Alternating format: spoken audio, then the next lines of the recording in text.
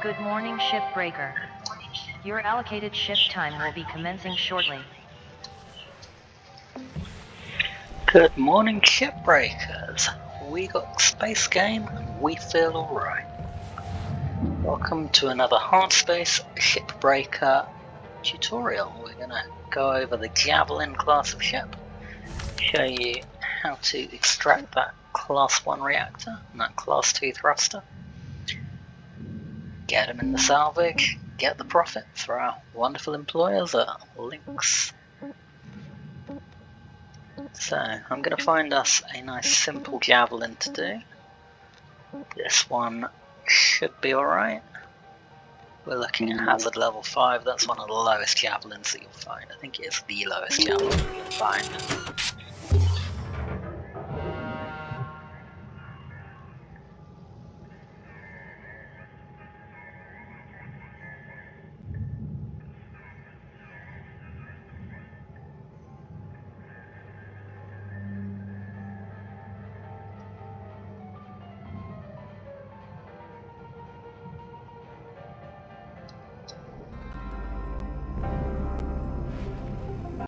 So, before we start... Alright, listen to this. From Exeter Paulson's memoir. Man's only true skill is innovation. If one cannot innovate, they must move aside for those who can. So true, so true. Even you guys out there in your day-to-day, how are you innovating? How are you changing the face of salvaging? Or do you need to move aside? Think about it. Nice one, Hal. I'm going to innovate by just yeeting this entire ship into the furnace. Record quick time. We're not really going to do that. We're going to do a proper breakdown of this Javelin. So let's have a look first at how it's put together. We've got this big old ion ring at the front. Actually quite simple to take apart, get decent profit for that. Down the side of the ship, we've got the cockpit. Worth going in there and making sure the pressures are all okay before cutting it off, because otherwise it might just yeet itself into the processor.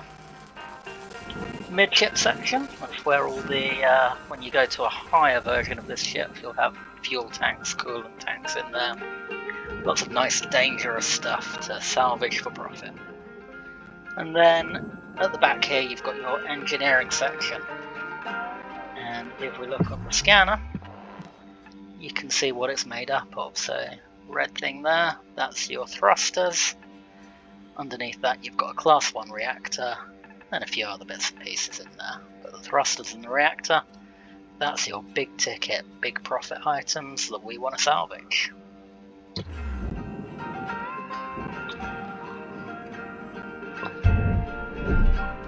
So the first thing, levels dropping. Pressure levels dropping. The first thing to do is to make sure that all of the pressures are okay. So at the moment we've depressurized this section.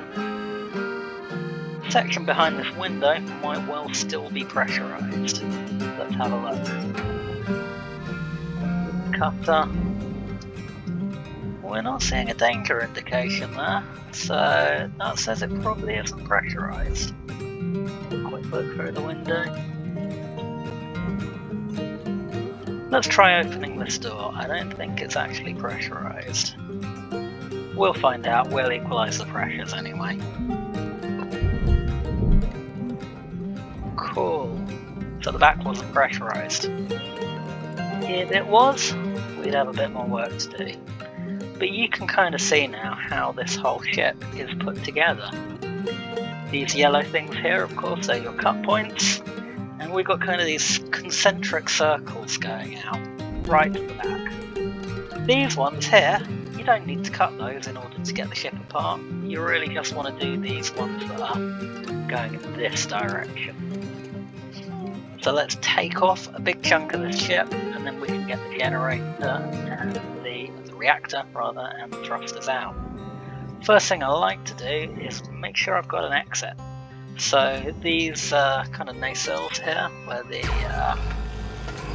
those big old antennas are attaching on the outside, cut those off. That's a nice, quick exit for you to get out of the ship. Always handy. You start running out of air, if things start going badly.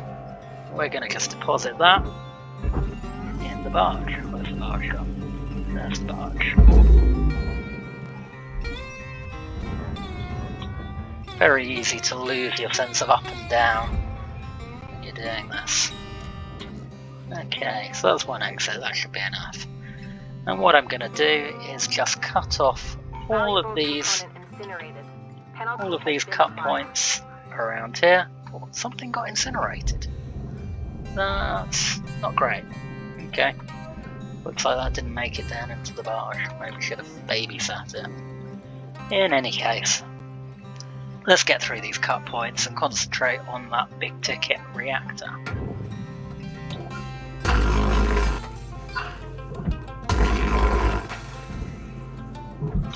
Be careful cutting around the reactor. And that has released the very back section of the ship. Little push, is it going to release it? No, let's go out and we'll use tethers. What we'll do, just to get it out of the way, I'm going to tether it to the back.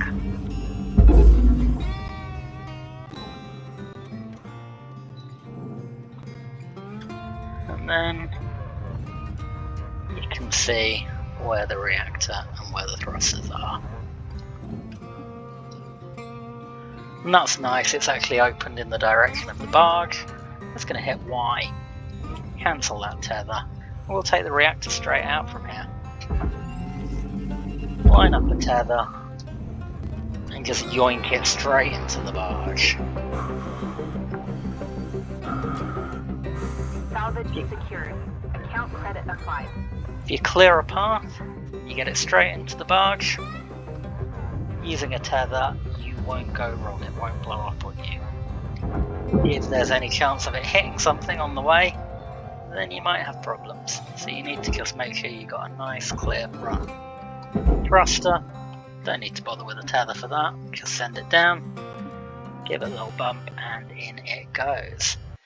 Now, I don't tend to bother with putting these bits into the processing just yet. I'm just going to tether that to the very back still. Let's cut off this thing because it's kind of going to be in the way. You don't actually need to get that attachment point that's in the front or inside the ship. Let's grapple it, tether, bang. In the barge you go.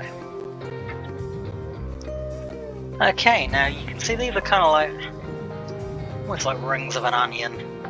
And it's easy just to peel them off one or two at a time. Let's do them one by one.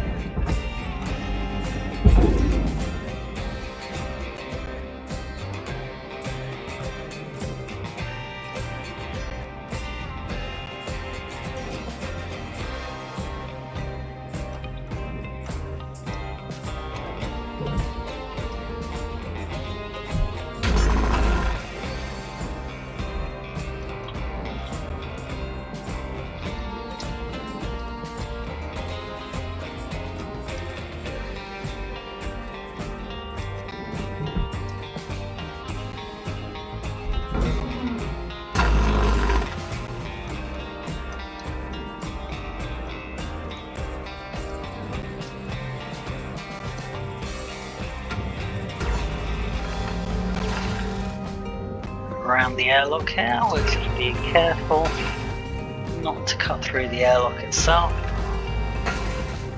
because that's a valuable thing that you want to put in the barge. And I'm also being careful not to cut yet through this piece at the very back of the ship, because that, there goes the airlock, very nice. Your oxygen reserves are dropping below statistically profitable levels.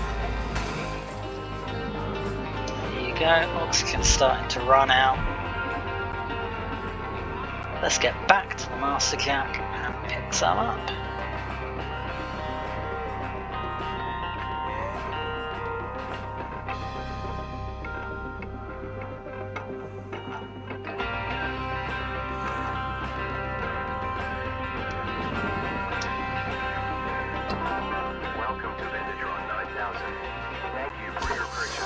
Oxygen levels stabilizing.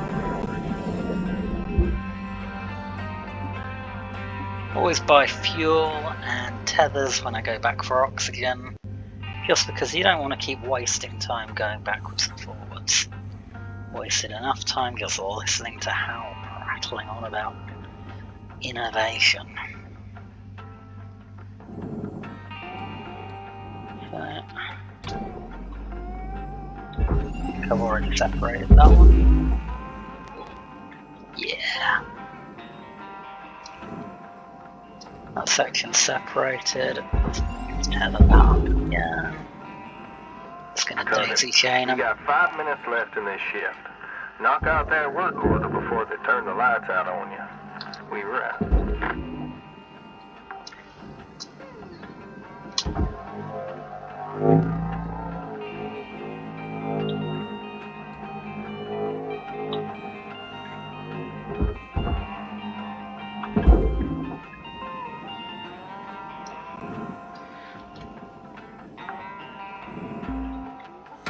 Salvage secured. Credits deposited.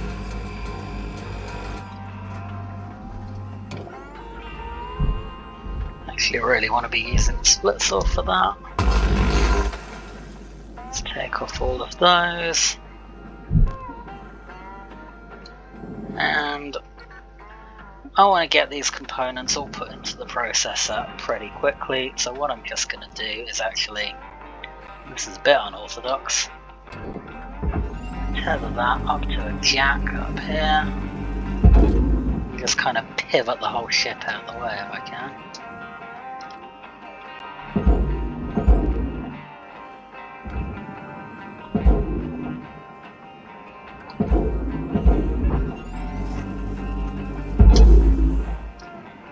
Yeah, that's not really going to plan.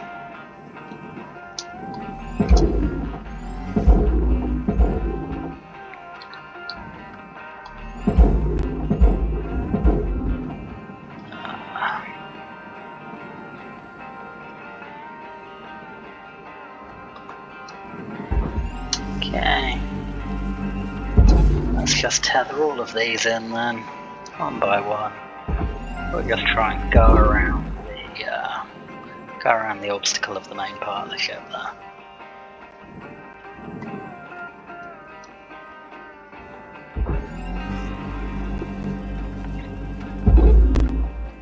Thing is though, we want to try not to get them into the furnace, because this is a lot of credits here. Yep, they sure are. 5 left.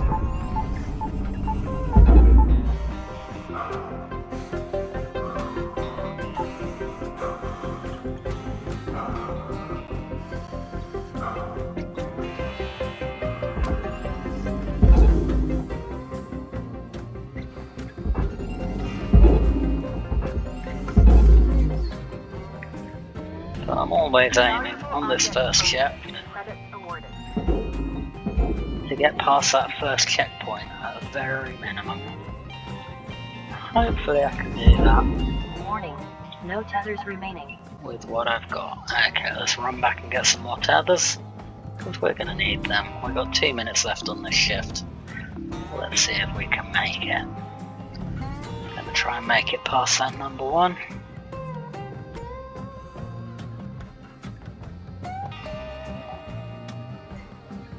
Or we might not.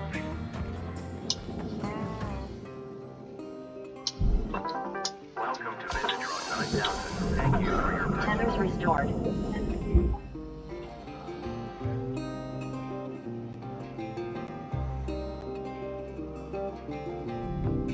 Valuable object processed. Credits awarded.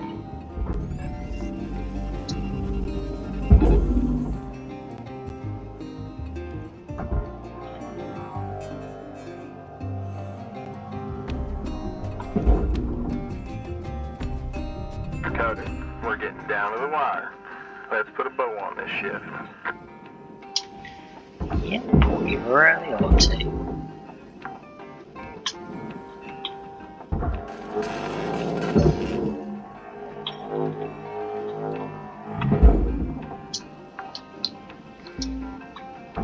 Salvage deposit accepted. Credits transferred.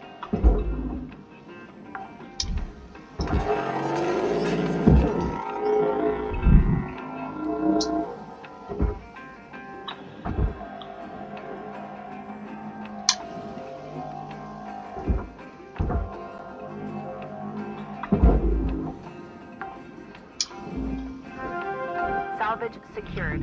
Account credit applied. Object accepted for processing. Credits deposited.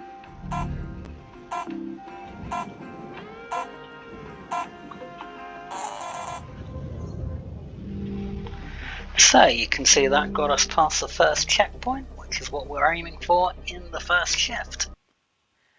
And this video's gotten a little longer than I expected, so we're going to cut it here. Like and subscribe, and you'll get notified of when we put the next part out. Stay safe, shipbreakers.